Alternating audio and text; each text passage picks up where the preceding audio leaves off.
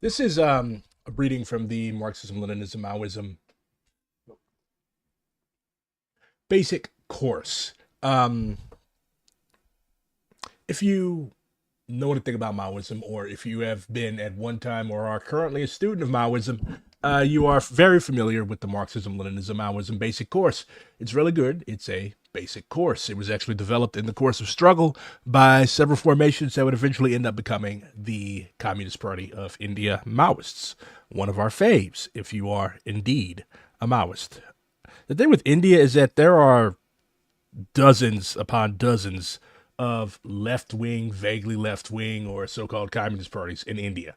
But the CPI Maoist is the one that Maoists uphold. Why? Because we love their name. No, because they're actually the only formation that is really in the process of engaging in actual armed struggle and trying to topple the semi feudal neo colonial Indian government. I'm not a king, I'm a duke. I don't get to be a king until my dad dies. I'm joking. I am from dirt. I am literally one generation after Mississippi cotton patch. So, um, we are also reading this in the lead up to the full announcement of the DSA Liberation Caucus, which is the first explicitly Marxist, Leninist, Maoist organization in Democratic Socialists of America. So we're planning to launch towards the end of this month, and stay tuned. So these are the chapters that we're currently reading in the caucus. Chapter 29, Socialist Construction, the Chinese Experience. Everybody talks about like the Chinese experience, the Chinese century. What laid the foundations for this? The implementation of the new democratic economic program. Okay, so there's a difference between new democracy and socialism. In semi-colonial, semi-feudal countries, new democracy is basically the period of the revolution during which the power of the old compradors, the old sellouts, and the old feudal landlords is broken. So Mao announced in 1947, after the launch of the strategic offensive. If you're familiar with the Maoist theory of protracted People's War, we have three stages. You've got the strategic defensive, which is a very, very long period that's basically between the initiation of the protracted People's War and the onset of the strategic stalemate. So, strategic stalemate is basically like when you and the enemy forces are basically equal. Strategic offensive, which was launched in 1947, is when you basically are struggling to take over power in the whole country. So, when you're able to successfully eat up entire regiments of enemy troops. Anyways, so the three major economic policies of the new democratic revolution as manifested in China were: one, the confiscation of land of the feudal class and its distribution amongst the peasantry. So if you watched our stream yesterday, I was talking with Comrade Seth from Omaha Tenants United about how shitty landlords in the United States are. Landlords in China were like 20 times worse than landlords in capitalist imperialist countries. Like these motherfuckers would literally force you to sell them your kids. Yeah, like that. If you could not pay your rent, they would come and take up all your fucking rice, and they would force you to work for them for free. Like there were a certain period of days each year that you had to work for your landlord for free. So these people are assholes. All they did was sit around with black gowns and long nails and eat up everybody else's wealth. They were also an entire class of opium addicts. Would I consider Palestinian resistance as it is currently People's War? Yes. The Palestinian people have been engaged in the act of People's War, heavily urban, for decades. So yes, the Palestinian struggle is definitely a manifestation of protracted People's War.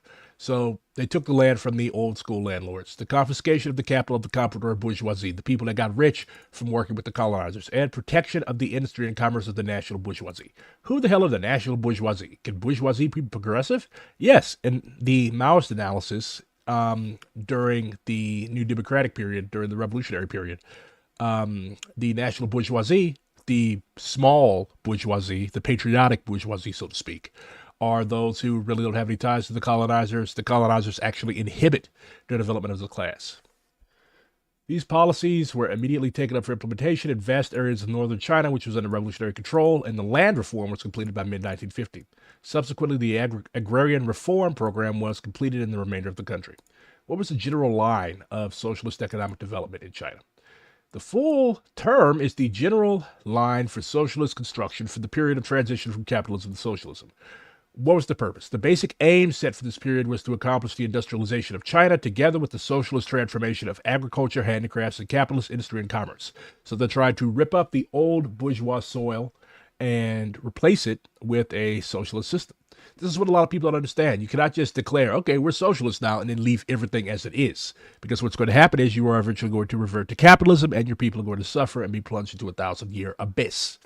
The target set to complete this process was roughly 18 years. So you have 3 years of rehabilitation to recover from the damage and destruction of the Civil War. The Soviet equivalent would be the new economic program, plus 15 years covering 3 5-year plans for planned development of the economy.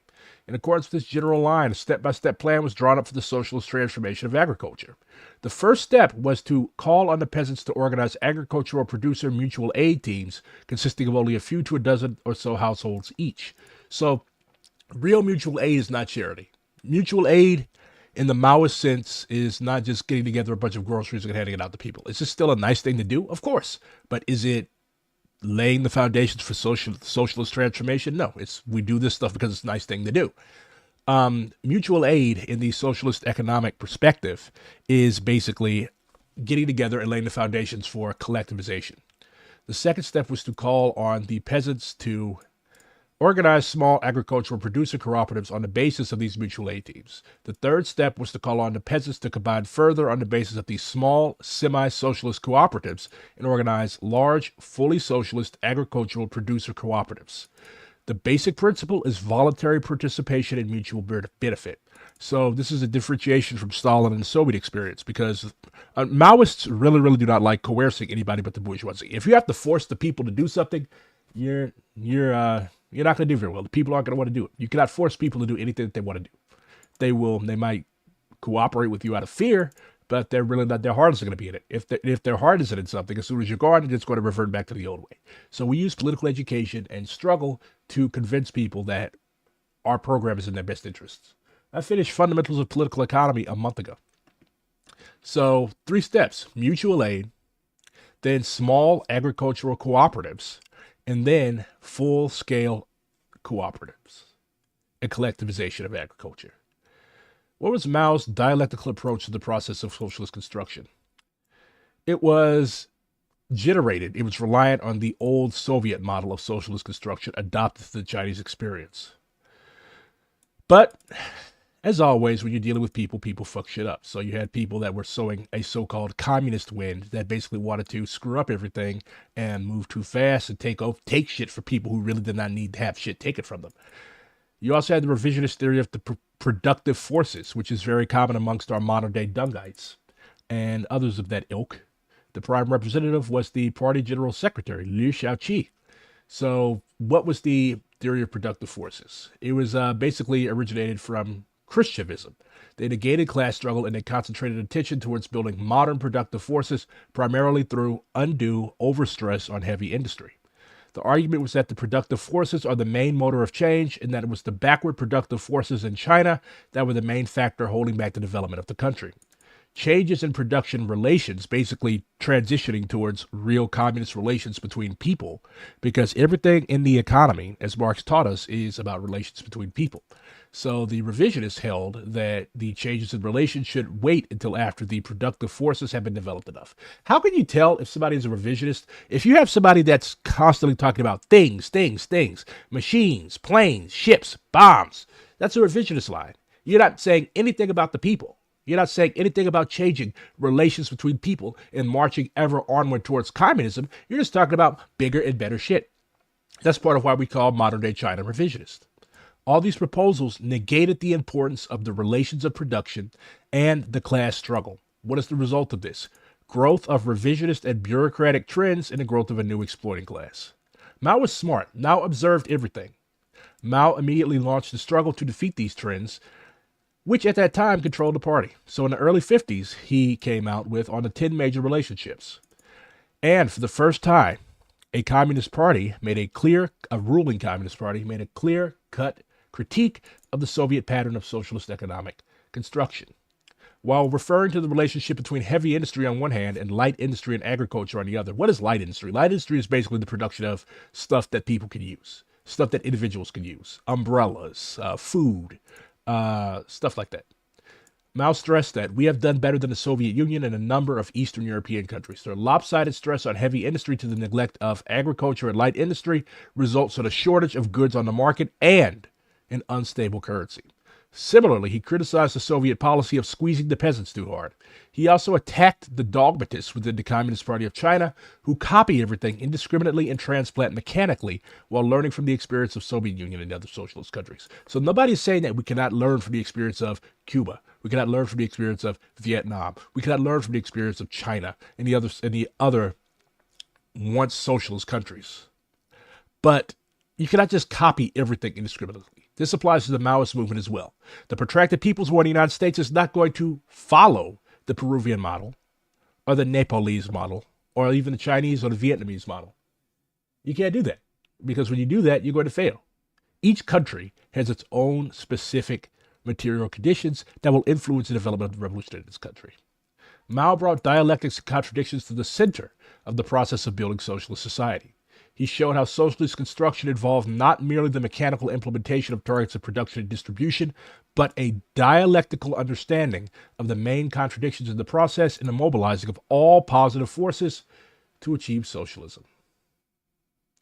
He also came out with another banger on the correct handling of contradictions among the people. In this, he asserted that class struggle is by no means over. The question of who will win out, which will win out, socialism or capitalism, is not really settled yet. With this, he began a struggle against the revisionist sections in the party who were saying that the class struggle no longer existed under socialism. So these revisionist sections, they got this directly from Stalin, who in the 1936 Soviet Constitution basically was like, you know what, classes are over. There's no such thing as class in the Soviet Union anymore. Of course, as we know, after Stalin's death, we found out that there were classes in the Soviet Union, and the bad classes ended up taking over the country and laying the foundations and seeds for its defeat. But a lot of this fault rests with Stalin because he nurtured these people. Stalin was all about building up a nomenclatura of technocrats who would basically lord it over the people. And after his death, because a lot of these people, they were Stalin's biggest ass kissers while he was alive, but after he was dead and after he was no longer a threat to their head being attached to their shoulders, they basically heaped a bunch of shit on his grave and ended up reverting entirely back to capitalism. And as we know, this led to collapse and chaos. So the Great Leap Forward, a lot of people will tell you that the Great Leap Forward was a failure, backyard furnaces, Mao ate up all the grain, Four Sparrows campaign, blah, blah, blah, blah, blah. Okay? A lot of people don't even know what the Great Leap Forward was about. The Great Leap Forward was a major change in the priorities of the earlier plans of General Line.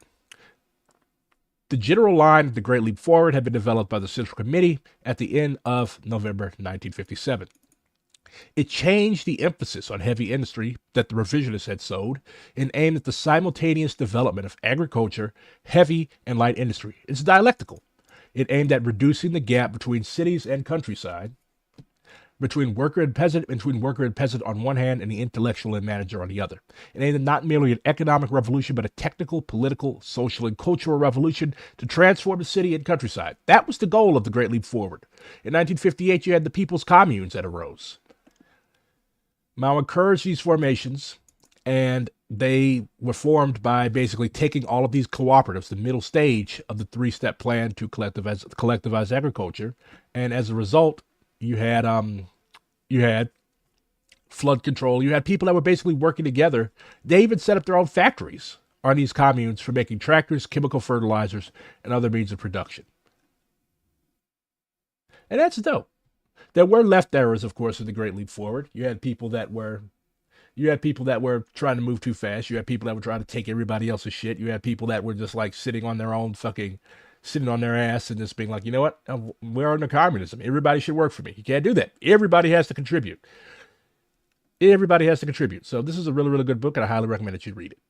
Then chapter 30, which I'm not going to go into right now, it talks about Mao's fight against Khrushchev's modern revisionism. This stuff still has bearings today. That's why we're still having these arguments on Twitter. That's why we're still having these arguments between parties. The main thing that you need to know about Khrushchev is that he was all about peace. He did not want a nuclear war, which is understandable. You don't want a nuclear war. But at the same time, he went a bit further. He thought that you could have three peacefuls: peaceful transition, peaceful coexistence, and peaceful competition. Real motherfuckers know that you cannot have a peaceful transition from capitalism to socialism because the ruling class simply is not going to give you this shit. You cannot vote in socialism.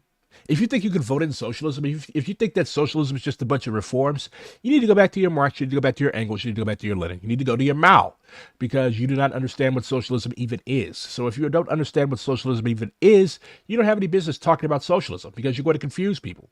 And when you confuse people, and when these people go and join the movement, then these people are going to set up a confused movement. There can be no peaceful coexistence between capitalism and socialism, because one is always going to try to overthrow and destroy the other. And peaceful competition, you can't have that. Peaceful transition meant peaceful transition to socialism by the parliamentary road. Of course, in the United States, where we don't have a parliament, peaceful transition means peaceful transition to socialism by elections. That's not going to happen. If you have somebody that's talking about we could implement socialism through reforms or through electing AOC president in 2028, I don't even think she's going to run for president in 2028, but I digress. If you hear people talking like that or saying shit like that, and they are in a position of power in your DSA branch or any other organization that you're in, you need to struggle against that, because they're leading you down a revisionist rabbit hole. And if this line is allowed to continue and fester and infect new members, it's not going to work. So, highly recommend you read. It is available for free on Foreign Languages Press. Foreign Languages Press makes all of their materials available for free because they are all about Maoist political education. There's a case that's going on out of Frisco, Texas. So apparently the dude on the left is accused of stabbing the dude on the right to death. The dude on the left is Carmelo Anthony. No, he is not the basketball player. That is initially what I thought. But apparently he's named after a basketball player. But this dude on the left is accused of stabbing this dude on the right, Austin Metcalf, to death at a track meet because Metcalf allegedly asked Mr. Anthony to move from up under his tent. So this is Austin Metcalf's dad. Let's see what he has to say. Because if you know anything about the right, they're not going to let a story go to waste.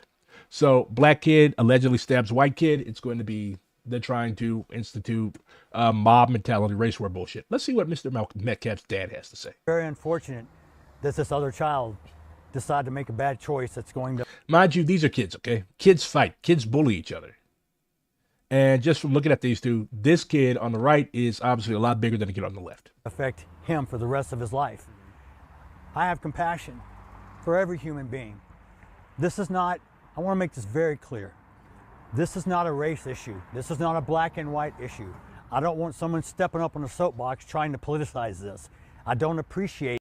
And I disagree with you there. Everything is political. But this is an adult. This is an adult decision, because anybody else would have been on Fox News all throughout the podcast circuit, like trying to stir up a lynch mob against the black kid. So, and this guy is from Texas, mind you. This guy is from Texas. And rightists, fascists are calling this dude a cuck because he has compassion. He has sympathy. Like, this is a kid in Texas who is accused of stabbing a white kid to death. So 50 years ago, there would have been a lynch mob. That kid would have, both of these kids would be dead. Anthony would have been following Metcalf into his grave. So, shout out to this guy for being an actual adult and not trying to make hay out of this. I mean, he's already fucked up enough. His kid is dead. This kid on the left's family is already dead because they don't know if he's ever going to see another day outside of prison. Some of the remarks I've seen online that people say there was this fight and they don't know. They weren't there. It's very unfortunate. All right. So there's an article about this. Let's see. So yeah, Frisco, Texas. This is from a couple days ago. So the suspect, okay, this is a minor. Why are you referring to him as a suspect? One witness reportedly told police that the victim, Austin Metcalf, had told the suspect, Carmelo Anthony, full screen, that he would need to move out from under his team's tent. I don't know if it was raining or what, but like, you can't just come up to people and say shit like that. All of this started over a tent. Kids fight over the stupidest fucking shit. Anthony is a student at Centennial High School, but was reportedly sitting under Memorial High School's tent. Upon telling him this, the witness told police that Anthony opened his bag and reached inside. Okay, so keep it in mind that this kid, Mr. Anthony, was probably rational. You don't just rip out something out of your bag and stab a dude to death. These two apparently had a history. Metcalf apparently was a bully. So yeah, even the kid's parents don't even seem to regret the fact that he's gone. They have GoFundMes because when you die in America, it's very expensive. So yeah, but the kid's dad doesn't even seem to care all that much that he's dead. Soon afterward, the witness said Metcalf reportedly grabbed Anthony,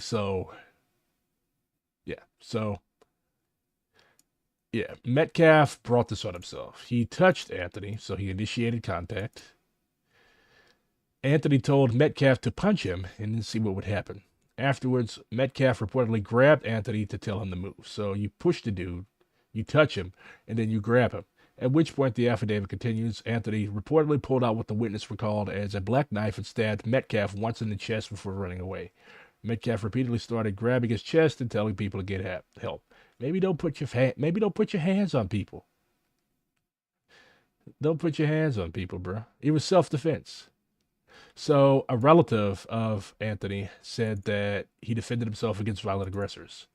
So this victim, Metcalf, and his twin brother, he had a twin, so there were two of these assholes. The relative said that they tried to jump him and claimed that they tried to steal the black kid's belongings. They broke his phone and they stomped on it. So yeah, it's self-defense. The kid panicked and he ended up stabbing the dude, allegedly stabbing the dude to death. Well, he did stab the dude to death. There's no allegedly. He literally said that I did it. So, leave people alone. Don't put your hands on people. It sucks that dude's dead, but yeah, if you don't want to die, if you don't want to get stabbed, keep your hands off of people. It's really not that hard. There's a big liberal protest today. There was also a dope protest, but for some reason, liberals like following behind radicals and revolutionaries. So let's see what's going. What's the hands-off movement? What's the hands-off protest? Apparently, these people want you to keep your hands off NATO. Look at this. American and Ukrainian flag intertwined. So this is a United States congressperson. Let's see what United States congressperson has to say. Is he going to give us another filibuster? Do their jobs. They might even find a cure for that baffling worm in brain disease. Not even 5 seconds in, I'm already sick of this guy. The great thing about science is it's true whether or not the Secretary of Health and Human Services... This guy is trying so hard to project aura, and he doesn't. He just seems, it's just a sad old man. believes in it. Let's all say with Maryland, hands off science. Hands off science. Anybody here from Virginia? Yeah, this is lame. Snooze fest. Boring. Idiots. Do better. So, hands off 2025. Let's see what happened. Let's see what the line of this organization is. So, let's see, about. On April 5th, we rise up. Okay, so why is DC not in flames right now? On April 5th, we rise up with one demand. Hands off. This is a nationwide mobilization to stop the most brazen power grab in modern history. I guess a civil war isn't modern history, because if you literally declare a war to keep your slaves, that's kind of a big power grab. Trump, Musk, and their billionaire cronies are orchestrating an all-out assault on our government, our economy, and enabled by Congress every step of the way. So the Democrats are part of Congress, so the Democrats are enabling them. They want to strip America for parts, shuttering Social Security offices, firing essential workers, eliminating consumer protections, and gutting Medicaid, all to bankroll their billionaire tax scam. They are handing over our tax dollars, our public services, and our democracy. What democracy? To the ultra-rich. If we don't fight now, there won't be anything left to save. So, yeah, liberal bullshit. Why are they mobilizing? They're dismantling Social Security and Medicare. True. They're handing trillions to billionaires, while forcing the rest of us to pay higher prices for rent, food, and health care. Okay. They're gutting protections for working people, so payday lenders, banks, and credit card companies can scam Americans with zero consequences. Okay. They're assaulting our communities and our rights, targeting veterans, kids, seniors, farmers, immigrants, transgender people, and their political opponents. Okay, so why don't you all do the same that they're trying to do to you? Why don't you do it to them? This is the moment where we say no. No more looting. Now, they said the same thing during the George Floyd uprising. No more stealing. No more billionaires raiding our government while working people struggle to survive. We will show up at state capitals, federal buildings, congressional offices, and city centers, anywhere we can make sure they hear us. A core principle behind hands off is a commitment to nonviolent action. They say it again. A core principle behind hands off events is a commitment to nonviolent action. We expect all participants, okay, this is an indivisible thing. So, no shit. We expect all participants to seek to de-escalate any potential confrontation with those who disagree with our values, and to act lawfully at these events. Weapons of any kind, including those legally permitted, should not be brought to events. So if one of these fucking Trump psychos shows up and starts fucking y'all up, then I guess you all are just gonna hide behind the cops. Let's see who's a member. Who all supports this? 350. 198 methods. What is it with liberals and fucking numbers? 5, 50, 51. 50, 51 New York. 5 calls. I don't even know who any of these people are. A. Philip Randolph Institute, okay? A. Philip Randolph was a piece of shit. Accountable US, I don't know who that is. ACLU, okay? Activate America. AFL-CIA. AFS-CME 3299. American Federation of Teachers. AFGE. Americans for Financial Reform, Americans for Tax Fairness, Arab American Institute, Autistic Self-Advocacy Network, the Bay Area Coalition, the Blue Anchor Project, Don't Frack Your Mother, Better Path Coalition, Burke's Climate Action, Bend the Arc, Bulletproof Pride, CLEAR, Center for LGBT Economic Advancement and Research, Catholics for the Common Good, Carolina for All, Karen Action, Center for Biological Diversity, Christopher Street Project, Center for Science and the Public Interest, Color of Change, Common Cause, Common Cause, Illinois, Commonwealth Communications, the Communications Workers of America, Demcast, the Debt Collective, Court Accountability, DSA, endorse this shit. Federal Unionist Network, Fair Share America, Fix Democracy First, the Green New Deal. Okay. Pride at Work. So basically a bunch of liberal groups showing up for racial justice. Smash. Separate Musk and the state. Halt the coup. The United Auto Workers. Veterans for Peace. Win without war. Good luck with that one. Interesting. And they apparently have a day of action planned on May Day, which is probably just going to be another liberal clusterfuck. I need a palate cleanser. So, comrades with the People's Academy and the DSA International Committee were very, very adamant that I watch this. This is Pavel Wagner from Progressive International. Studying for Liberation, the Analytical Field of Marxism from the People's Academy. Let's see.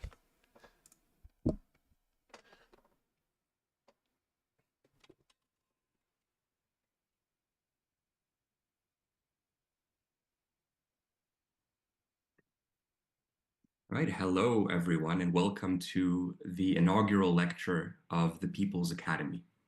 My name a lecture. Lovely. is Pavel Vargan, and I'm one of the coordinators of the program. And now, before we get into the subject matter of this introductory unit, I would like to say a few words about this initiative.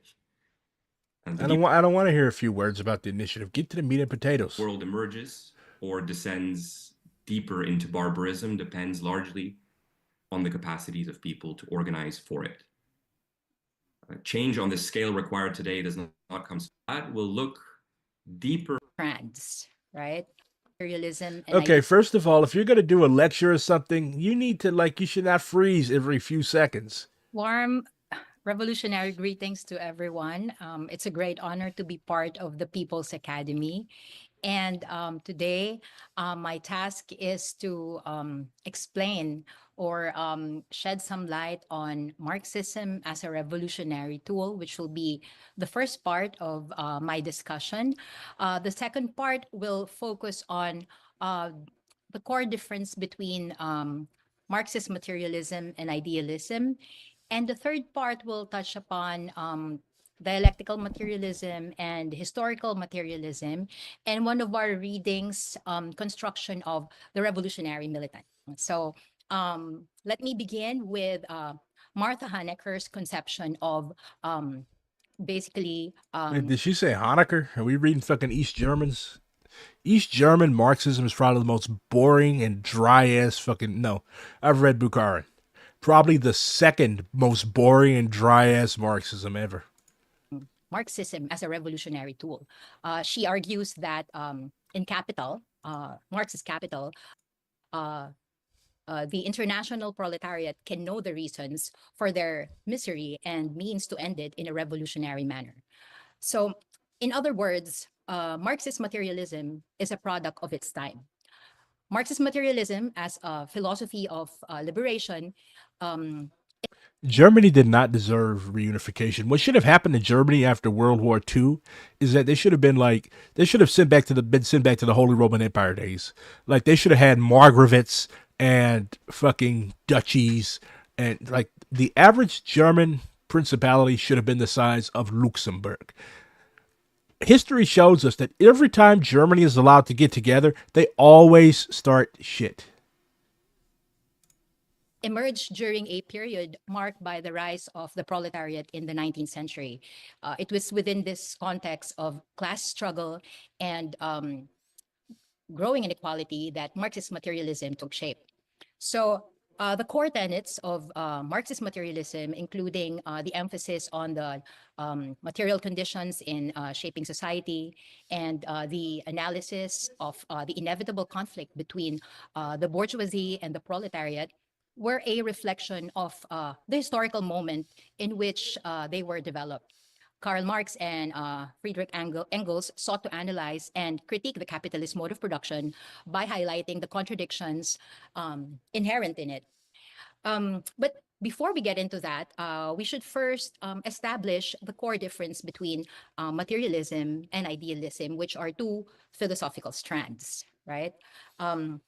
What is well, basically, the Marxist conception of the world is inclined towards or is materialism, right? And it is a theory or a theory of knowledge that challenges idealism. The core difference between Marxist materialism and idealism lies in their fundamental explanation for historical change or historical development. The Marxism, Leninism, Maoism basic course discusses all of this. Very good so far. When they first sent me this, when my comrades first sent me this, I originally thought it was just going to be some revisionist bullshit, but it's actually pretty cool so far. Idealism posits that ideas, beliefs, and consciousness are the primary drivers of historical development. For example, changes in the material world, like economic structures or technological advancements, are seen as consequences of evolving thought. Right. In contrast to this, the Marxist materialist conception argues that material conditions, particularly the mode of production or the way societies organize to produce their needs, are the foundation on which everything else rests. Social structures, political institutions, laws, and even ideas and beliefs or ideology are understood as being shaped by and serving to maintain the existing material base. So for Marxists, understanding history means analyzing the evolving forces and relations of production, who owns the means of production and who are dispossessed from the means of production, but are also the creators of. I'm going to pause for Comrade for a little bit. Comrade from Twitter made this. And while we're on the topic of idealism versus materialism, we've needed a chart like this for so long because a lot of black people, what white people think about our ideology really doesn't matter. But a lot of black people don't understand where a lot of our ideology and the stuff that you heard coming up actually comes from. So the original black ideology was abolition, which makes sense. If you're a fucking slave, your entire political project is to end slavery. So you had Black Power, the Civil Rights Movement. You had classic black nationalism, which really should be my main critique of this is that it leaves out all of the early shit. Martin Delany, you have Garvey, you've got Du Bois, etc. But I don't think this is this is a theoretical tree. It's not like a timeline. So I guess that can be forgiven. So you've got classic black nationalism. You've got socialist black nationalism, which is what I am. Well, no, I'm a black Maoist. But note that Maoism, Marxism, Leninism, Marxism, anarchism, and autonomism, they all come out of socialist black nationalism. So whenever you talk about the black revolutionary tradition, you are talking about black nationalism because as a dispossessed, landless people in the United States, our entire aspiration has been land of our own, a state of our own. Why? Because white people don't give a shit about us. Nobody can take care of you like you could take care of you. So I laugh when all these white leftists are like, "Oh, we need we need a revolution of the multinational working class." Like, look, it would be cool if the multinational and here's another thing. Here's a secret. When white people talk about the multinational working class, they're talking about themselves being the majority, okay? If there is a union or if there's a revolution that comprises black, Boricua, Puerto Rican, Dominican American, Trinidadian, Venezuelan, Mexican, Chicano, African diaspora, basically all these different non-white people, that is a multinational working class. But white people, in their eternal egotism, in their eternal arrogance, in their eternal self-centeredness, they cannot fathom themselves not being in control of stuff. So whenever I hear multinational working class, I just tune out. There is a multinational working class, but white folks are not at the head of it. Shit, some people would even say that white folks are not part of it. I don't go that far, although I would definitely say that a substantial chunk of the white population that thinks they're proletarian or thinks they're working class is actually some type of weird petty bourgeois. But yeah, y'all ain't the center of the world. So you've got black petty bourgeoisification. A lot of people would define that as being Garveyism. And then you have this whole little weird thing over here. You've got, bro, what? I read something stupid. So you've got black chauvinism. Those are your hoteps. You've got black liberalizationism. You've got this coterie.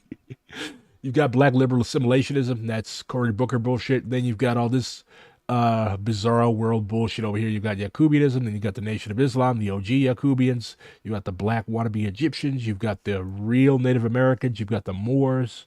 And you've got the black Hebrew Israelites. None of these people really matter. These are all cults. Okay? A lot of people focus on these people because they're easy to make fun of, but these people really are not the majority of the black community. This is what you need to focus on. I'm a black Maoist. You should be a black Maoist too if you're black. So let's go back to the comrade. Of wealth and the class struggles they generate, which, while idealists focus on the progression of ideas and their influence. So all that shit you saw to the left of the black ideology graph, that is idealism.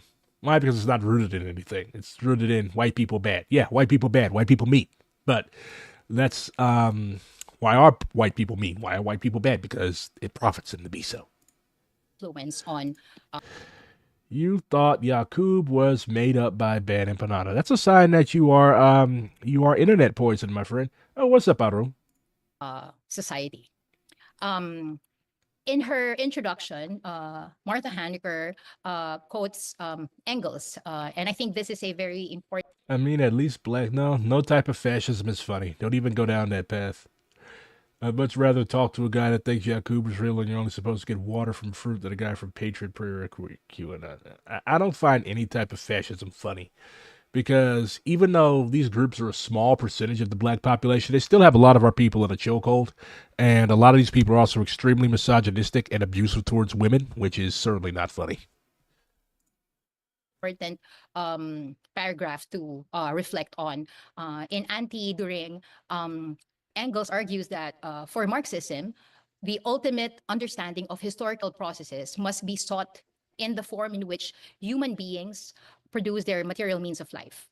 So the materialist conception of history starts from the proposition that the production of the means to support human life and next to production, the exchange of things produced is the basis of all social structure. That in every society that has appeared in history, the manner in which wealth is distributed and society divided into classes or orders is dependent upon what is produced, how it is produced. Good job. And how the products are exchanged. From this point, didn't everyone in Black Hammer die? No, not everybody in Black Hammer died. I only know of one Black Hammer member who died, and that was self-redaction when the police raided Ghazi's little mansion in Atlanta that he bought with all the money he grifted from the Hammer City idiots. Look, here's my take on cults. You're free as an adult, as an autonomous human being. Well, children are also autonomous human beings. But you're free as a legal adult to join, to hang out with whatever floats your boat. if you want to go run off to a fucking desolate mountaintop in Colorado and break your back, try to dig a shithole, go ahead. Okay? Like that, I don't care. Your impact on the world is so irremarkably small that I don't give a shit what you do. But if you make it out of this stuff, you need to do some self-introspection. Like a lot of people have hopped from cult to cult to cult to cult. Like, bro, I don't know, maybe some people are just born to join cults. But no, not everybody in Black Hammer died. Most of them are understandably very fucked up as a result of that shit. But no, not everybody in Black Hammer died. The view, the It is hilarious to me though how like white leftists pay more attention to that stupid shit than they do to actual black theoreticians. But minstrelsy and coonery sells. final causes of all social changes and political revolutions are to be sought not in men's brains, not in man's better insights into eternal truth and justice, but in changes in the modes of production and exchange. They are to be sought not in the philosophy, but in the economics of each particular epoch, unquote. So, and I would like to add to this quote, Martha Handecker's reflection on it. She adds that the 11th thesis on Feuerbach indicates, therefore, a break with all the philosophical theories of man and of history, which only interpreted the world, and announces the beginning of a new scientific theory, the scientific theory of history or historical materialism, which founded a new scientific field, the science of history, in the same manner that the scientific theory of Galileo founded a new scientific. That stuff was big because of assholes like Vosh be racist by proxy. Well, look, white people don't need any excuse to be racist. White people would be racist, Ghazi or no Ghazi. Scientific field or the science of physics, unquote. So Marxist theory is formed, therefore, by a scientific theory of history or historical materialism and a philosophical theory which corresponds to this revolution in the field of sciences. That's dialectical materialism. Okay, this is really good. I already know all this stuff, though. But it's refreshing seeing other people. This comrade is from Bayan, by the way. Sara Bayan is it's a part of the Filipino New Democracy movement. Dialectical materialism. In his primer, which he wrote while he was in prison, Jose Maria Sison elaborated on Marxist philosophy. And Marxist philosophy is just basically dialectical materialism. It assumes that reality is material, right? And when we say material, reality is constituted by So this is the book that she's quoting from.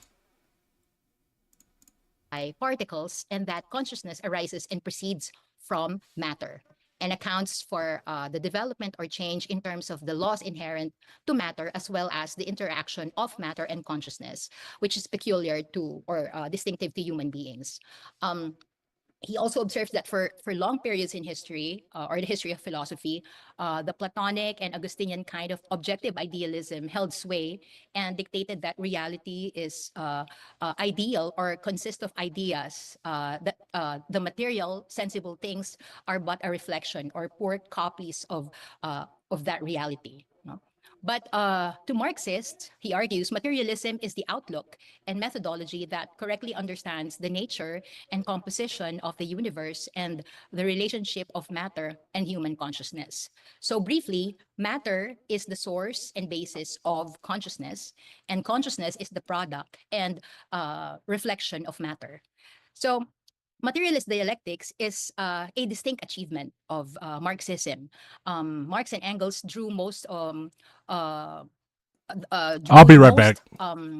Advanced ideas from the best of idealist philosophy in Germany, where philosophic activity at the time was at its peak.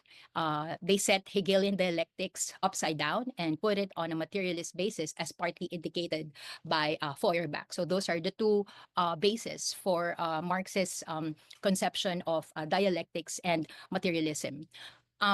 Hegelian dialectics asserts that development is, first of all, the self-development of thought before it is realized in history or in the material world. So Hegel posits that there is history is the unfolding of the absolute spirit's mind, which of course culminates in the German Reich, right? So But for Marx, what makes Hegel really outstanding or a very an impressive idealist philosopher is that he was able, for according to Jose Maria Sison, Hegel dynamized the arid, static, and lifeless dialectics of all previous idealism and took into account the development of the material world, unquote. Now, for materialism, Feuerbach correctly pointed out that ideas are merely the sensuous reflection of the material world in human perception. But then, Marx's critique of Feuerbach is that Feuerbach fell short of the Marxist comprehension of the endless interaction between perception, cognition, and reality, and the capability of human beings for critical revolutionary activity. So, while we can say that Marx and Engels put Hegelian dialectics on a materialist basis, uh, it's also important to note that they did not just embrace or adopt his formula or Hegel's formula of thesis, antithesis, and synthesis, which ends up in synthesis as the final perfection.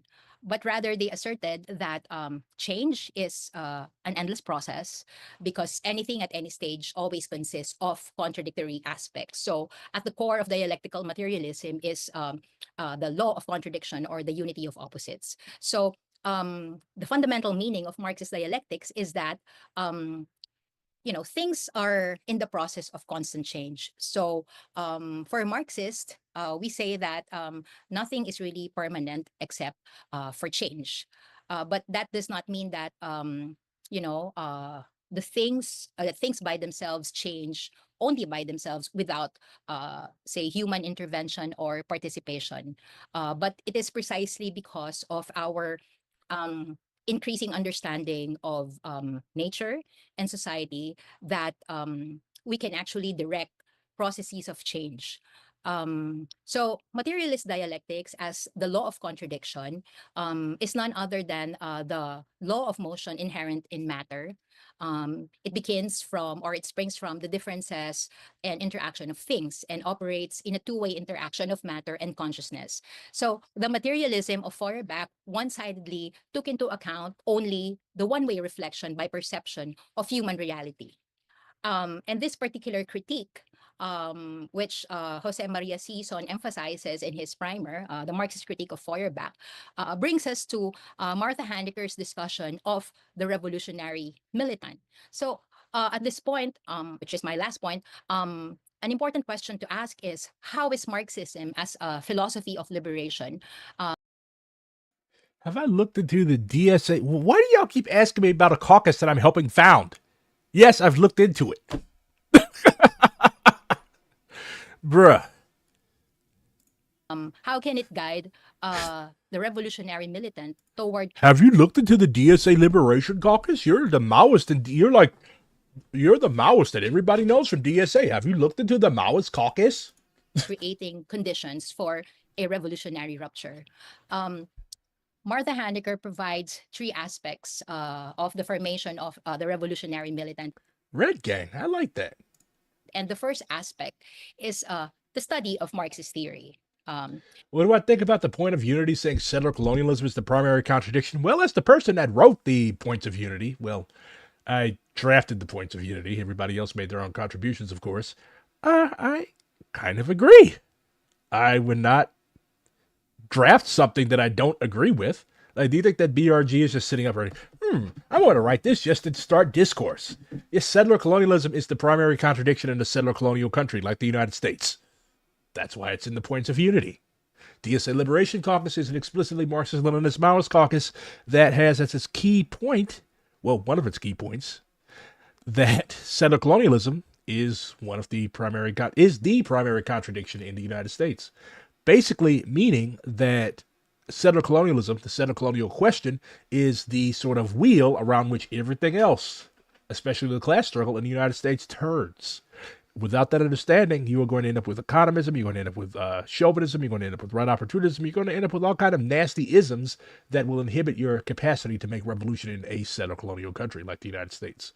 Basically, if you think about the DSA Liberation Caucus, what is our general line? It's fuck America. That's the general line of the DSA Liberation Caucus. So she asserts that history shows us that the union of Marxist theory and the workers' movement gives to the people of our time the possibility of, quote, transforming the world or making revolution, to learn the new, to create the new. And then she adds another aspect, which is the second aspect. And she reminds us that we should not forget that in the formation of the revolutionary militant is the creative application of Marxist theory to the concrete reality. The DSA has always sucked. No, no, no, no. The DSA sucked until about the mid 2010s. Dialectical materialism holds that shit can change. Dialectical materialism holds that shit can change. Okay? Yes, the DSA in 1984, when it refused to endorse the Jesse Jackson campaign, that sucked. But most of the people that were around in the 80s, they're gone now. They don't recognize the social democratic organization that they founded because DSA really isn't all that much of a social democratic organization anymore. Shit changes. That's why I keep telling people to join DSA. Once you've joined DSA, you will realize that there's a lot of room to maneuver in this organization. DSA is legit fire right now. That's why I keep telling people to join. That's why I'm not in PSL. That's why I'm not in the moribund, dying-ass Workers' World Party. That's why I'm not in Frizzo. Although, if there is like a democratic centralist organization in the United States that I somewhat agree with, like if you held a gun to my head and said, BRG, you have to join a explicitly communist organization, it would probably be Frizzo. But I'm not in Frizzo because nobody holds a gun to BRG's head. Join DSA. When you ask me, like, what should I do to help the movement? Join DSA.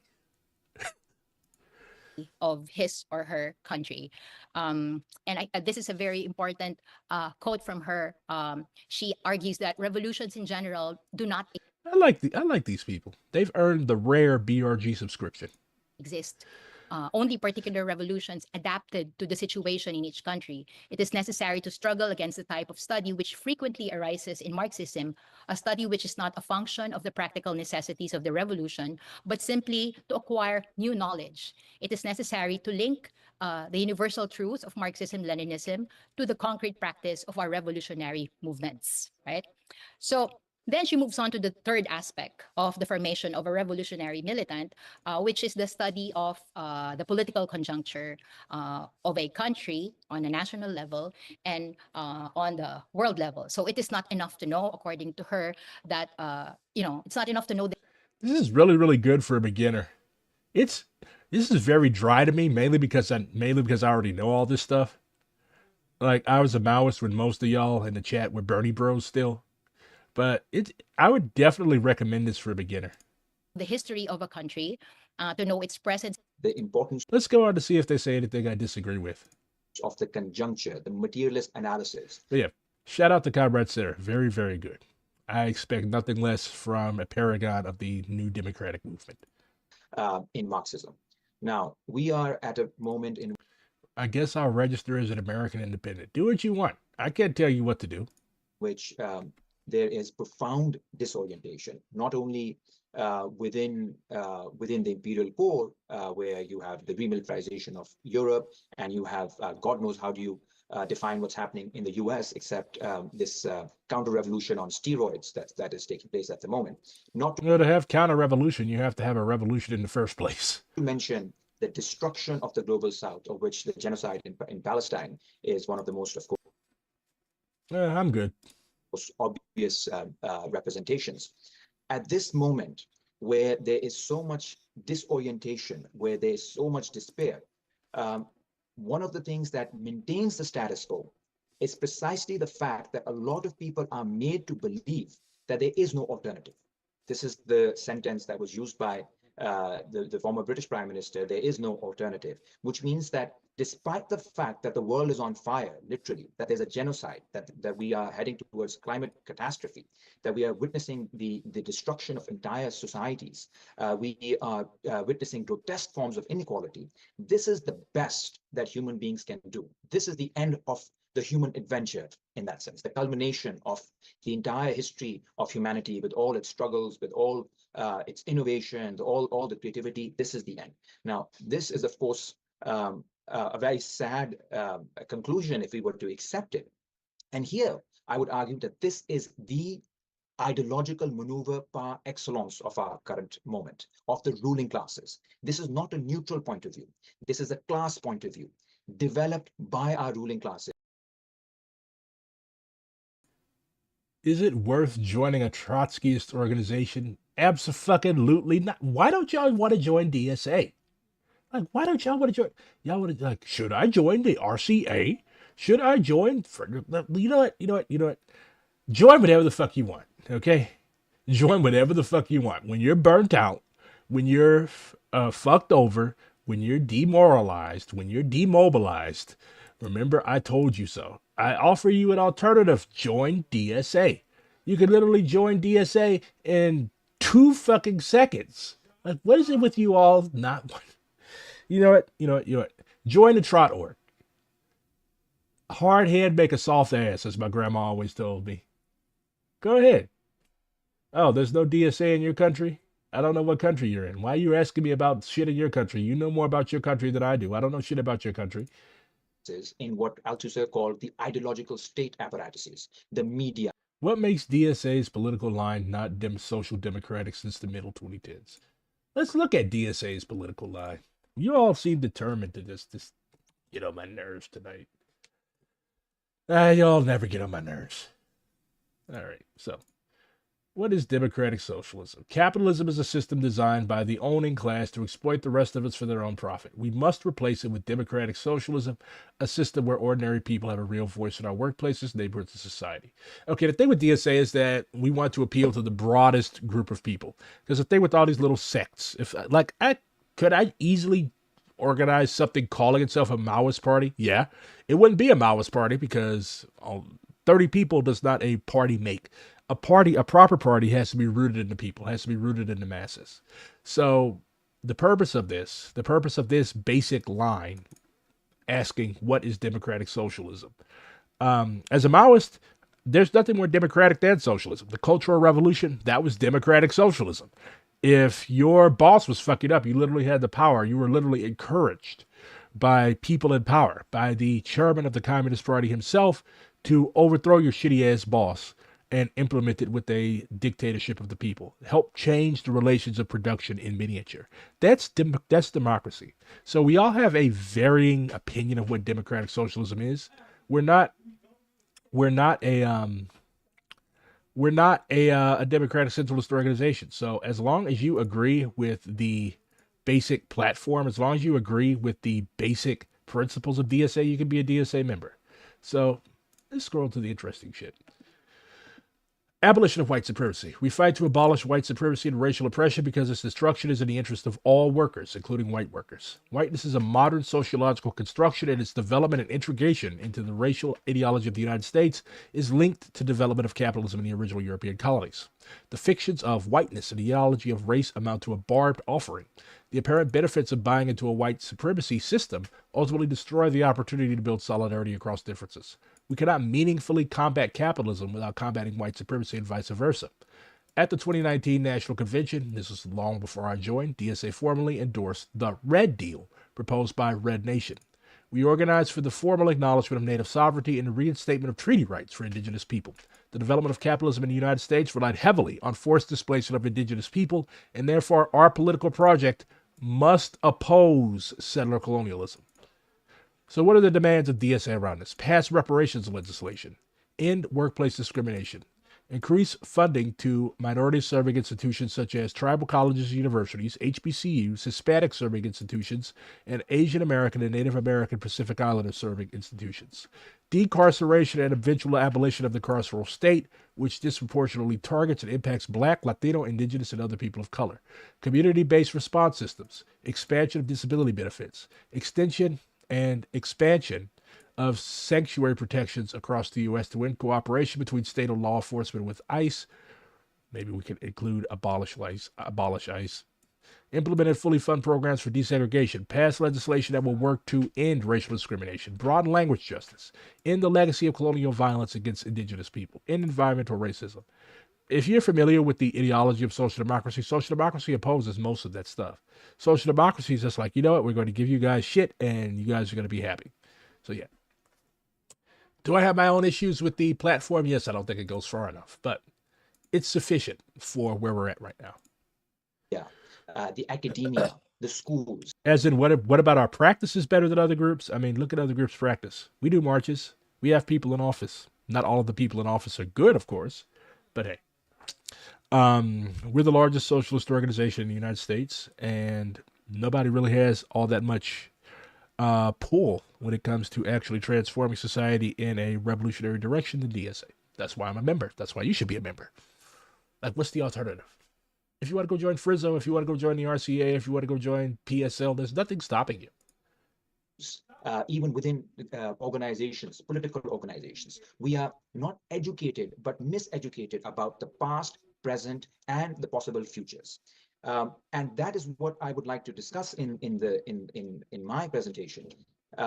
This question of memory continues to be not only repressed and used by the ruling classes, but also contains for revolutionaries around the world the possibility of deciphering an alternative path for the future. And one of the tasks of revolutionaries today is to study the past in order to not only learn lessons, but also to guide our practice. There's never going to be another settler republic. Either make a white people reservation or back to Europe. What? Okay. Neither of those options is feasible. There are over 100 million white people in the United States. How the fuck are we going to send them back to Europe? Why aren't they even like, when I say back to Europe, I'm memeing, okay? I'm not seriously talking about uprooting and deporting millions and millions of people whose families have been here for generations, okay? For one, that's fucking cruel. And for two, it's not going to work. What if the Europeans don't want them? What are we going to do? Just leave them in the middle of the Atlantic Ocean? Like, cruelty and revenge is not what drives real communists, okay? And then a reservation, no. Where the fuck are we going to stow 100-something million people? Yes, it would be good for a few laughs, but this is not, communism and revolution is not a laughing matter. What's going to happen to settlers in the United States? Well, first of all, many of them will flee of their own free will because they don't want to live under a communist government. And then two, like, integration. Once you strip their political power away and make them realize that, yeah, you guys are not in control, but we're not going to, like, wipe you guys out or anything, most of them will probably be, a lot of them will probably be fine with it. Some of us will die fighting in the revolution against us. Okay, so that maybe a third of that population, but no, this white people are still going to be around for good or for ill. Access in the present moment based on the rich experiences of our comrades who came before us. And one thing I think where I will begin is that the trouble with the ruling ideology today is that unlike in the 19th century, where you could simply say, well, there is absolutely no alternative because, well, the system has never been overthrown. Governments, any attempt at revolutions, whether it was the French Revolution or any other uprisings in the 19th century, they've always led to restorations immediately. So nothing can change that. However, today the problem for the ruling ideology is that the 20th century was a very different kind of century. It was a century not only of struggle and resistance, it was also a century of a lot of victories. There were a lot of victories that were won by Marxists and communists and socialists and anti-colonial, anti-imperialist forces across the world. The creation of the Soviet Union, the great anti-colonial socialist revolution in China, the resistance in Vietnam, in Angola, in Mozambique, in Cuba, in Afghanistan, in places across the world. Today's task for the ideological state apparatus of the ruling class is to deal with this uncomfortable fact that there was an alternative, and an alternative that we must remember was actually quite successful. And first, I would like to talk about what were the ways in which we have been detached from this entire history, so that revolutionaries today have this excessive burden of trying to reinvent the wheel and hence feel very dejected and disoriented. And second, I would like to talk about how we should develop a relationship with this past, with this memory, in order to reorient ourselves in the present. Now, there are three ways in which the ruling classes have dealt with the question of the past. One is to simply erase it. And remember, erasure is one of the key aspects of counter-revolution. Not only erasure in terms of taking you out of books, but also killing people. We know the counter-revolution in Indonesia in 1965-66, where 1 million militants of the communist movement were massacred. We know what happened in Chile. If you want to learn more about like the bullshit that happened in Indonesia, I highly recommend the Jakarta Method. It's a necessity on every communist bookshelf, actually. When General Pinochet overthrew the government of Allende, we know what happened with the kinds of counter-revolutionary wars that were imposed on the Soviet Union, on Korea, on China, in order to destroy those nascent projects, in those nascent experiments in socialism. Similarly, we know what was done to the decolonization in Africa, with Patrice Lumumba standing out as one of the major victims of this counter-revolution. While it was geared towards annihilating and wiping out these people, revolutionaries and their governments, their projects, there's also an attempt to erase these moments from our history, so that today, when the ideal subject of ruling ideology is that You just got back from a tenant organizing meeting, Gato. Busy cat. How'd it go? we've always had this system where the commodity form, where capital was dominant. There was a brief kind of aberration that happened, but by and large, the story of modernity is a story of progress, and progress of capital, of free markets, of liberal democracies, and all the other projects are simply wiped out. Yeah. This is really, really good for beginners. It's a little too dry for me because I already know all this shit, but yeah. The children's children will have moderate enfranchisement but will be banned from power. The kid will be fully, well, I don't think we could just, I don't think we could have a fucking South Africa style system where people are disenfranchised. Like, they're still going to have some type of enfranchisement. Otherwise, you're gonna have rebellion. It's not going to be a good time. So let's talk about some armchair general shit. Comrade on Twitter sent me this about the Ansar Allah movement, also known as the Houthis. So how did the Houthis get so good at smoking American drones? Let's find out. So, in the first Houthi war, fought from June 22nd to September 10th, the rebels were unable to even defend cave complexes in the native Sa'ada province, with the result that their charismatic military leader Hussein Badr al-Din al-Houthi was captured and summarily executed. Rest in power. So, you had an ideological consolidation around this guy. One thing that Ansar Allah is apparently very good at is playing on martyrdom. They elevated their martyr to saint-like status and agitated the Zaidi tradition of rising up against unjust rulers. So apparently these are the guerrilla Muslims. The Houthi movement was well placed to absorb and shape the new allies that had contradictions with the overthrown Yemeni government. What happened was they tried to divide and rule. They would deploy rival clans as auxiliary fighters within their native district. So you can't do that in a tribal-based society. So you had war and you had mutual loss, which reinforced the spirit of tribal solidarity or cohesive drive against others. So from the outset of fighting in 2004, the Houthi movement was able to find what Barak Salmani, Bryce Ladolt, and Madeleine Wells called kin network-faced fighting teams. Is this going to be something that's at play in the United States? Yeah, I see it happening, especially in the South, where black kin networks, like there's entire groups of people down there that are literally clans. Like, they literally have lived around the same land since slavery ended. So these clans are definitely going to form their own little militias or whatever. The most common guerrilla war, Harb al-Isabat tactics employed were ambushes with small arms fire, sniping. I'm reading T.E. Lawrence right now. He said that Arabs are basically natural snipers. And a lot of the territory, especially in the Levantine, where there's a lot of mountains and stuff, same with Yemen, it's like perfect territory for snipers. And mines, of course. The Houthis are really, really good at mine warfare. As in the 60s, extraordinary ruthlessness and brutality were employed by the movement to punish pro-government tribes, notably the execution of sheikhs, beheading of captives, display of bodies in public places, execution of children, offending families, and the ancient tradition of hostage taking to ensure compliance. Some of that stuff kind of sucks, especially the execution of minors, but yeah. The Sendero Luminoso did something similar. Mountain warfare is notoriously brutal. So in the second and third wars, there were hit-and-run assassinations, raids, ambushes, and terrorist-type operations in Sana'a, which is the capital of Yemen. During the fourth, you have the defensive resilience that enabled them to fortify and defend towns against armored attacks using mines, RPGs, and Molotov cocktails. This is written by a guy that was at West Point, by the way, so it's not entirely objective. It's still produced by an agent of American imperialism, but stuff like this is important to read. The Rand Corporation actually did a really, really good summary of why the Shining Path was basically impossible to defeat by conventional military methods.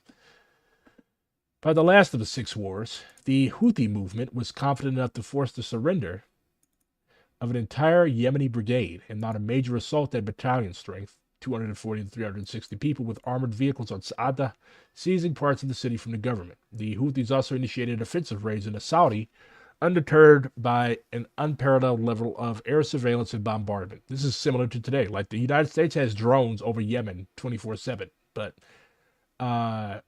it's really not all that effective. All that's going to happen is they're going to assassinate and murder innocent people.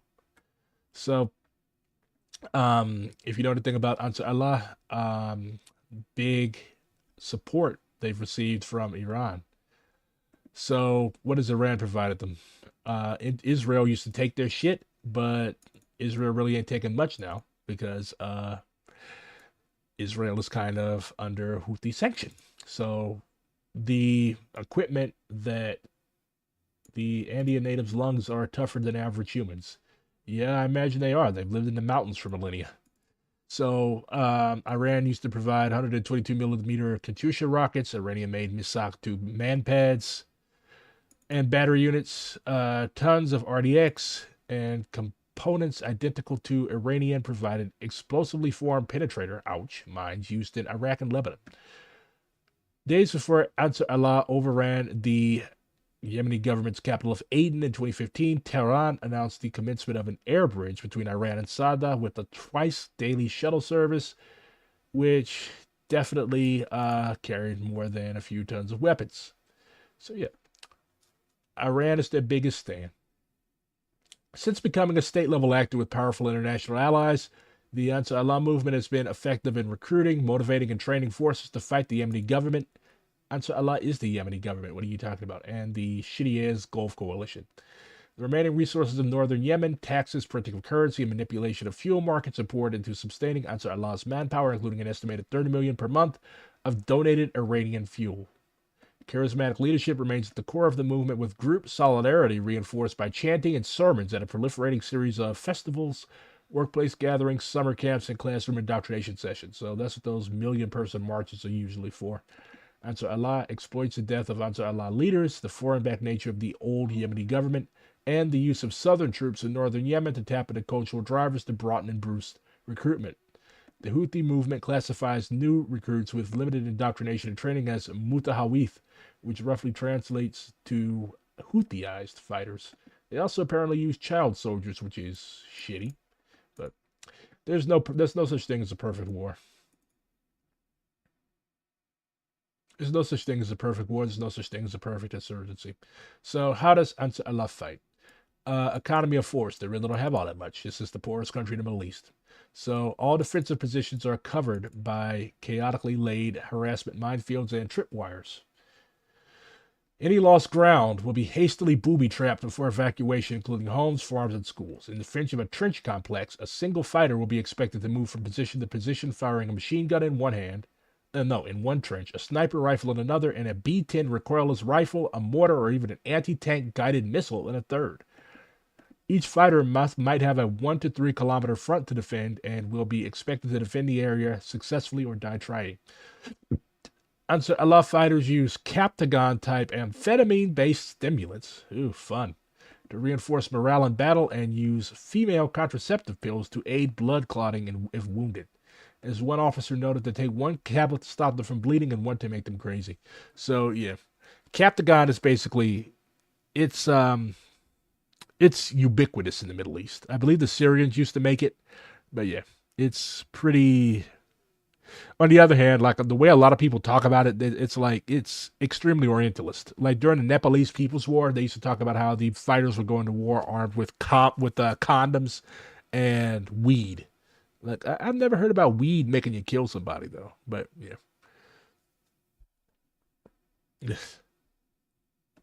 In a 15-kilometer sector, there will thus be a thin outpost screen of highly determined and quite skilled marksmen. The setup does not appear to be greatly different in urban defense schemes, which the Houthis preparing to defend locales with long lines of fire rather than manpower-intensive street-by-street defensive. Behind the screen will be a pool of substitutes able to move forward quickly, not carrying weapons to replace frontline fighters. So are they on some Stalingrad shit? Interesting.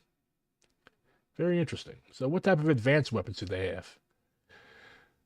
They have Burkan missiles that were smuggled into Yemen in pieces. They have a whole bunch, basically a whole bunch of Iranian shit and shit captured from the old state. They've also got anti-ship missiles as the shipping in the Gulf of Aden is realized through their sorrow. And they've also got shit from Hezbollah. This is pretty cool. We're watching several guerrilla wars that are being fought all over the world. And how does the United States respond? By doing this. Okay.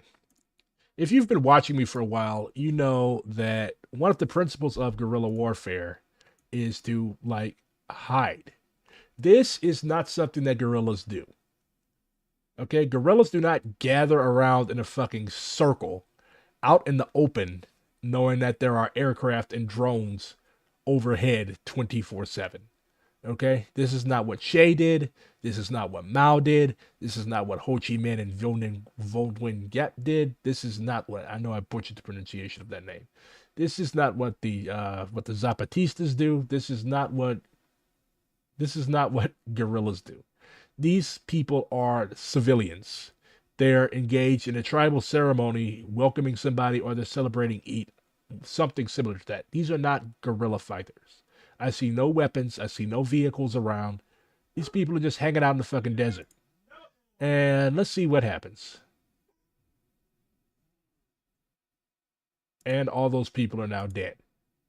And the president of the United States came out and said, these Houthis gathered for instructions on an attack. Oops, there will be no attack by these Houthis. They will never sink our ships again. So yeah, basically advertising that you just committed a fucking war crime and you just killed innocent people. And this idiot, no one over there is innocent. Okay, if we have that energy, then so you could say that nobody in the United States is innocent. So should they start doing shit to our birthday parties? Absolutely not. So this is the actual cool protest that took place in Washington, D.C. today. What brings you out to D.C. today? Well, we're here to stand up. This is Grant Minor, leader of the Student Workers Union at Columbia. Up for the students. The list is growing long of students who've been deported. It's despicable, and it's only going to keep getting worse if we don't stop it. I mean, all across the country, you see people being targeted for their activism. It's not just for Palestine. Lila Juarez, the farm worker organizer in Washington, was also targeted. And so they're also revoking people's visas like crazy. And one of the guys that was deported to El Salvador, the judge literally ordered him returned, and a federal judge, the people that Trump has beef with. And one of these, the White House literally responded. I don't know where they're finding these interns. I don't know if they're just pulling the Aryan Brotherhood out of the fucking jails. But the White House responded by being like, oh, we don't have any control over Nayib Bukele's government. Maybe you should go down to El Salvador and find out. So they're basically playing in everybody's face. If you don't think this can happen to you, then you have not been paying attention, because they're already trying to reverse birthright citizenship.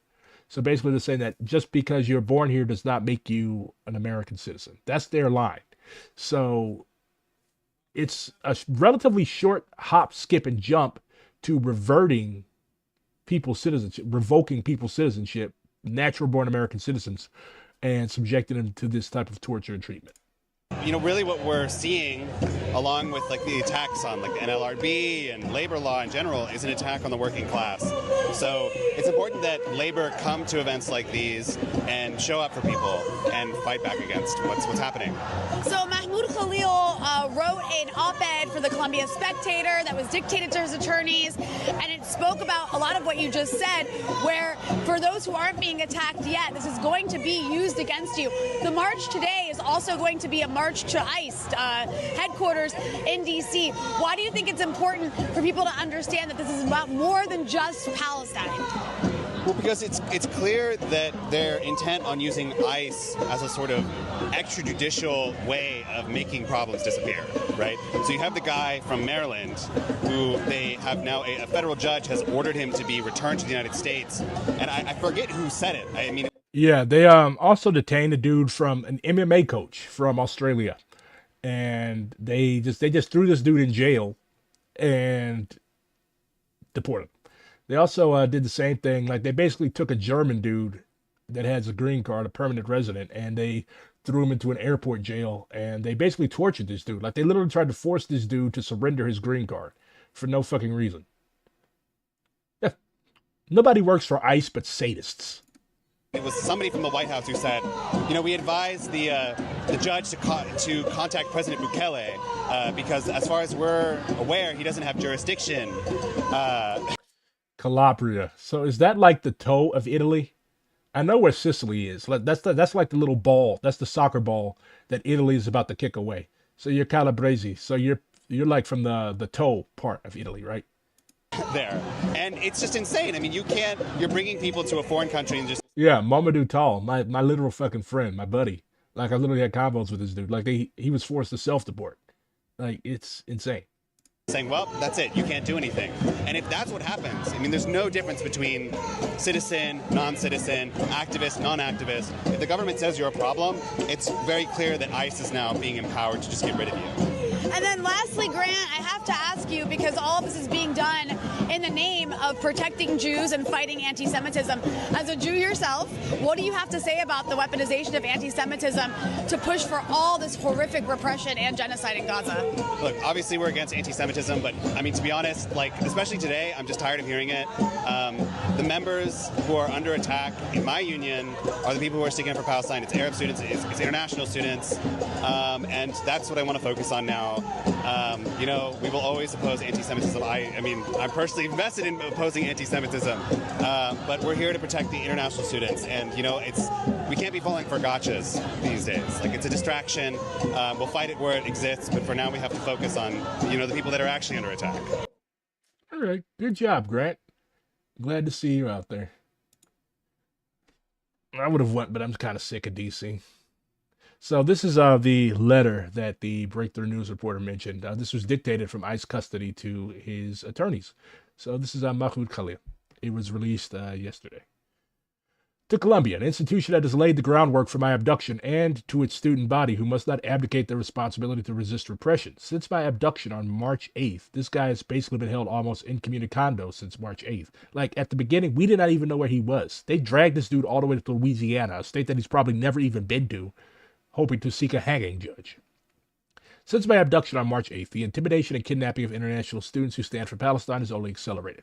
On March 9th, Yoon Seo-chung had to file a lawsuit and eventually seek a court order barring U.S. Immigration and Customs Enforcement from detaining her for a protest activity. On March 11th, Rajani Srinivasan chose to cross the border to Canada upon the belief that this university was ready to hand her over to ICE. So you literally have people being chased out of the country. This is Palmer-Ray's territory. Beyond the gates of Columbia, Lekha Kordia, Dr. Badar Khan Suri, and Rumesa Ozturk have all been snatched by the state. The situation is oddly reminiscent of when I fled the brutality of Bashar al-Assad's regime in Syria and sought refuge in Lebanon.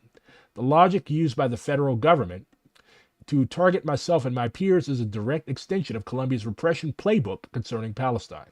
In the 18 months since the genocidal campaign in Gaza began, Colombia has not only refused to acknowledge the lives of Palestinians sacrificed for Zionist settler colonialism, but has actively reproduced the language used to justify this killing. You received countless emails from former University President Minouche Shafik, former interim University President Katrina Armstrong, and the deans of your schools that manufactured public hysteria about anti-Semitism without once mentioning the tens of thousands of Palestinians murdered under bombs made of your dollars. Colombia has suppressed student dissent under the auspices of combating anti-Semitism. Last year, Colombia turned over the student disciplinary records to Congress and created the Task Force on Anti-Semitism that broadly categorized anti-Israel sentiment as hate speech to condemn protests.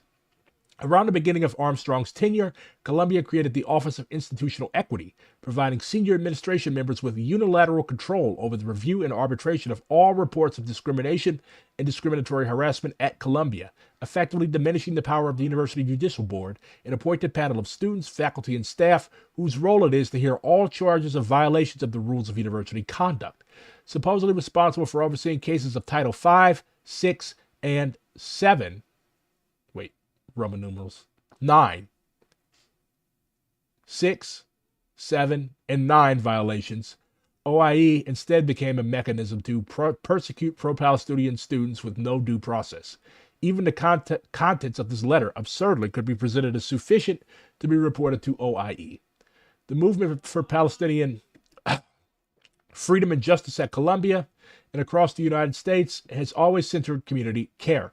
Hundreds of you joined the encampment last spring. Since then, many of you have stayed involved in the movement.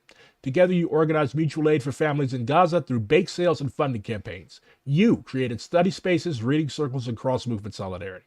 This movement has always been grassroots. It was led by students, many younger than me, who risked their careers, their degrees, and their futures to demand divestment. Anyone who is truly engaged with the movement knows that claims that its goals and purpose are rooted in anti-Semitism are mere fabrication. In a cruel irony, students who publicize manufactured safety concerns regarding anti-Semitism are the same ones who repeatedly show up at your events looking for provocations and fights, leaving only disappointed. Some of your classmates work with faculty to run doxing programs, submit our names to websites and groups like Canary Mission and Betar, and turn our lives into targets. While they sit comfortably behind their screens, their actions have very real consequences for the rest of us. If I am deprived of my child in the first moments of his life, the people responsible will have been, among others, these students.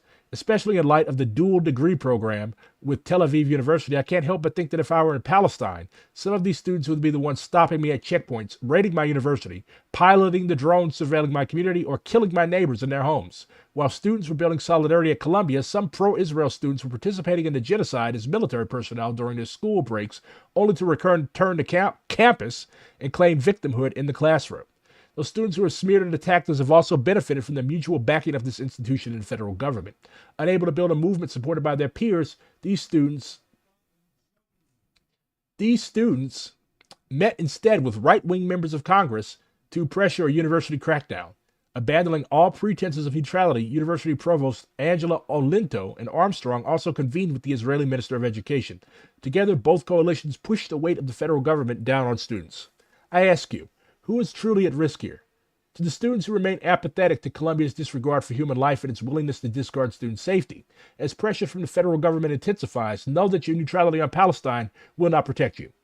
When time comes for the federal government to target other causes, it will be your names that Colombia will offer on a silver platter. It will be your pleas that fall on deaf ears. It will be your just causes that are stonewalled.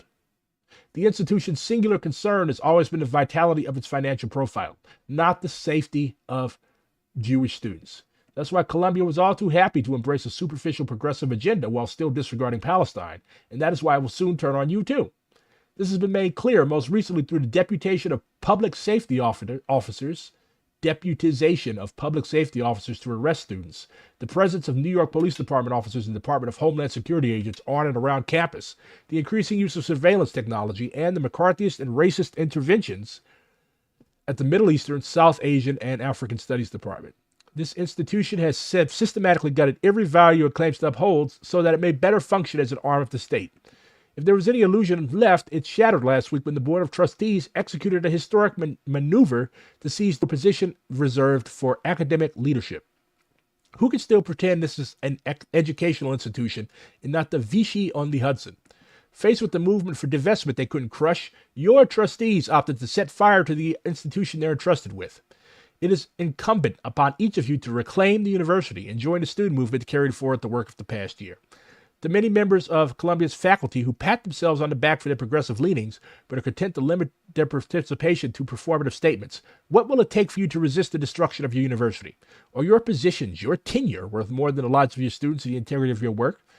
In his last message to a world that betrayed him, the beloved Palestinian journalist Hossam Shabbat said, "I did all this because I believe in the Palestinian cause.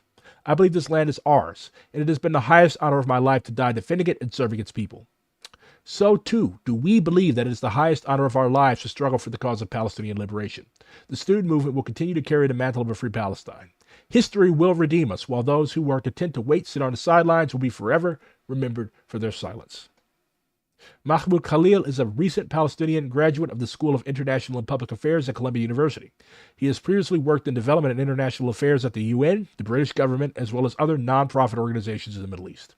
He is currently being detained by the U.S. government for his pro-Palestinian advocacy. So that's where we're at right now. That is where we are. What are you prepared to do?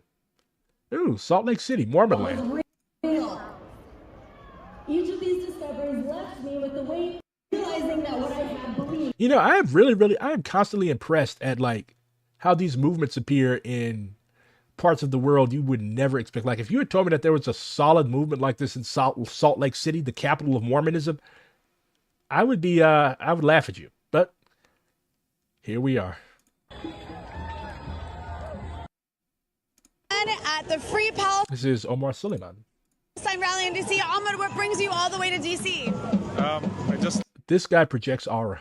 Landed, joining all the protesters that are out here. Obviously, we have to do our part, inshallah, to raise the voices of the journalists that have been killed, of the people that have been killed, and those that have been detained. So they're trying to silence us here and abroad, so we're doing our part to try to raise the voice, inshallah, the best way that we can. And Ahmed, I think a lot of people in the Arab and Muslim community right now are feeling exhausted, are feeling scared by all the... No, Mormonism is not a religion. Mormonism is basically Americanism turned into a phony religion. All religions that developed organically in the United States are basically scams. Repressive measures. What do you have to say to that attitude of exhaustion a year and a half into this, to those who say it's not working, maybe there's nothing we can do about it? Yeah, no one's more exhausted than our people I wonder what percentage of DSA Salt Lake is ex-Mormons. in Gaza, so if they can keep going, then so can we. So we have to draw inspiration from them. Just as we feel grief for them, we have to be inspired by them at the same time. So we feel their pain and we also feel their resilience, and we're marching in accordance with that. So, I mean, people came from all over here. Why do people go to live in Salt Lake City? Is it like cheap over there or something? Like, that is the last place I would ever want to live. And at the end of the day, we have to just keep showing up until it's over. There's also a pretty substantial amount of gay and queer and trans ex-Mormons. She is with the Palestine Feminist Collective. Muna, what brings you to DC today? We're here on behalf of the Gazan people. We are here. Jester James found out recently that Mormon Jerusalem is Kansas City. I thought it was somewhere by the Ozarks. Like, we used to have a shitload of Mormons here, but I think they got into trouble over, like, nation abolitionism or something. So there was a Mormon war, and the state of Missouri ended up driving all the Mormons out. To say that genocide is not normal. We are here to say that we... Yeah, I wouldn't want to live in Vegas either. I just do not like... I don't do deserts. I hate deserts. I despise deserts. Everything tries to kill you in the desert. Like, you got fucking big-ass tarantula spiders. You've got snakes. You got lizards that have those little frills around their necks, and they... Like, yeah, fuck deserts. We will not remain silent in the front of this absolute catastrophe that is unfolding in front of our own eyes. So yes, I know, Casey. You're the last of the gay cowboys. we are here to make it loud and clear. We will take up the street until they stop. Stephanie Meyer, the writer of Twilight, is also a Mormon and a fascist. Yeah, that's... I'm glad I never got any. You know, I have never consumed a single piece of Twilight media, and I have never consumed a single piece of Harry Potter media. What do I win? bombing our people in Palestine. And Mona, I want to ask you, as somebody with the Palestine Feminist Collective, this is a feminist issue. Can you explain why anybody in the world who purports to support women's rights and feminism needs to care about what's happening in Palestine right now? Absolutely. Palestine is a feminist issue. It is a reproductive issue. It is the idea. You know, the Vegas Strip isn't even in Vegas proper. It's in, like, the Vegas Strip is its own city. The Vegas Strip is its own city, technically. The Vegas Strip, it's technically in Paradise, Nevada. Women of Palestine, the women of the third world countries. Vegas is honestly going to have to end up being abandoned because, like, yeah, Lake Mead only holds so much water. And, like, a city, like, there could be a city there, but a city that size that wastes that much electricity, like, it's unsustainable. Same with Phoenix, Albuquerque, like, all these places. As the earth heats up, these places are going to have to be abandoned. So the dolphins or the aliens or whatever comes thousands of years from now, they're going to be unearthing our ghost cities. They're going to think Elvis was a god or something. Have the same rights as all women in the world. And in this way, we stand out as anti-colonial feminists. But we are here basically to confront their hypocrisy and tell them, you are not a true feminist. If you hold yourself to different standards, if you turn a blind eye on genocide, then you are nothing but fake. Yeah, Las Vegas is a circus for grown-ups. Like, the closest I've been to Vegas is the Vegas airport. Like, we had a layover at the Vegas airport when I went to LA, and there were slot machines in the airport. I did not partake. Like, I do not abide gambling. I hate gambling. Like, I get nervous too easily. Like, if I lose $10, I'm fucking through. Like, I can't imagine. I don't understand these people that, well, it's an addiction. Like, 2 of my coworkers were gambling addicts. Like, it's an addiction. One dude would come with betting slips every night. I'm like, oh, cool. Did you hit? Like, it's a really good way to sharpen up your math skills, like your probability and all that shit. But, man, I just can't do it. I can't do it. I suck at math, and I'm inherently nervous. Like, ain't no way in the world I'm going to put, I'm just going to put a shitload of money in a machine, or I'm going to stake $500 on a turn of the cards or a roll of the dice. Like, that's just, it's always come off as idiotic to me. My grandma was a gambler, but my grandma was also naturally lucky, and she would win. Now, I've spoken on this matter every single day, as have you. So we've said everything that must be said a million. Well, James, if you ever end up in St. Louis, teach me how to play poker. I don't know how to do any gambling game. I don't even know how to shoot craps. Times over. So I'm going to keep it short and sweet. Also because I didn't really. This is Hassan. Somebody called him a liberal grifter. My take on Hassan is, look, he serves his purpose. Do I agree with the man on everything? No, I don't agree with anybody on anything. Wait, did I just say I don't agree with anybody on anything? I don't agree on everything with anybody. Okay, like, no. I'm not a stan. I don't stan nobody. No, I hope nobody stans me. Like, stan culture is just stupid, parasocial idiocy. Okay, judge people based on their merits and their effects. Hassan has had a generally positive impact on the left of the United States. The man's not inherently evil. He's not an evil person. He's not a wicked person. Like, I remember a few years ago, a bunch of people were getting mad at him for buying a house. Like, what are you supposed to do? Live in a shack? Yeah, if you have the money to do it, you should be able to buy yourself a decent house. Like, I don't know. I just don't see why a lot of people, I guess it's because, like, he has a lot of followers and he has a pretty successful stream. That's why people hate him. It's jealousy. Okay, just acknowledge it. Just say, you know what, I fucking hate this guy because I wish I could be him. Okay, cool. Like, honestly, I don't get caught up in streamer drama and politics and bullshit. I think that he's a decent dude, and I think that his politics are far to the left of what he says, but that's him. Like, yeah. Really prepare for a speech. I'm sorry. Hassan basically softens liberals up for people like me. Hassan is the gateway drug. I'm the hard shit. Ugopnik is the hard shit. Bad empanada is fentanyl. Anyways. What I want to say is this. Right now, this Trump What the fuck is Balatro? I told y'all I don't know shit about gambling games. Administration has severely escalated the erosion of civil liberties for all Americans. Every single one of us. You have people getting black-bagged in the street, disappeared for the crime of speaking the truth. And that is precisely the reason why you demonstrating here matters. We must never allow these fascists to take away our voice. Bad Empanada likes drama of any form. We used to follow each other on Twitter. I think we ended up blocking each other because some of the I think he got mad at me for saying that average people dying on 9/11 wasn't a good thing. His videos are good, except for that horrible one about the Shining Path. But his just persona on Twitter, it's just, he's playing a fucking character. Like, he's a heel. That's what he is. Bad Empanada is a heel. That's what he is. That's his purpose. Even if people don't recognize, even if people don't understand that one day they might be the ones who get black-bagged and sent to a slave labor colony in El Salvador without due process, we will fight for them too.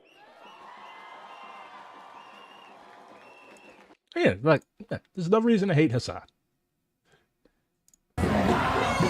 These are Naturae Carta. They're basically, their interpretation of the Torah basically says that that Israel has the right to exist. Apparently, I think they think their position is that only the Messiah can establish Israel or something similar to that, but they show up everywhere.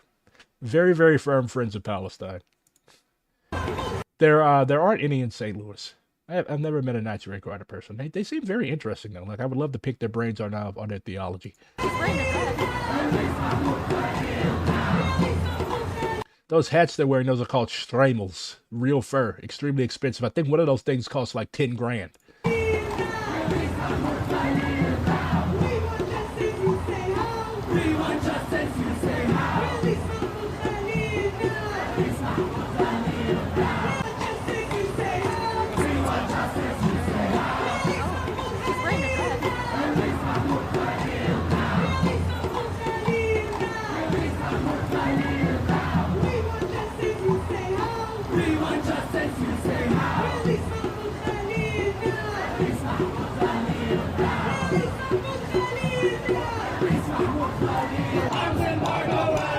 I've already copyrighted Good Empanada. If you use it, I'm going to sue you for whatever possessions you miserable motherfuckers have.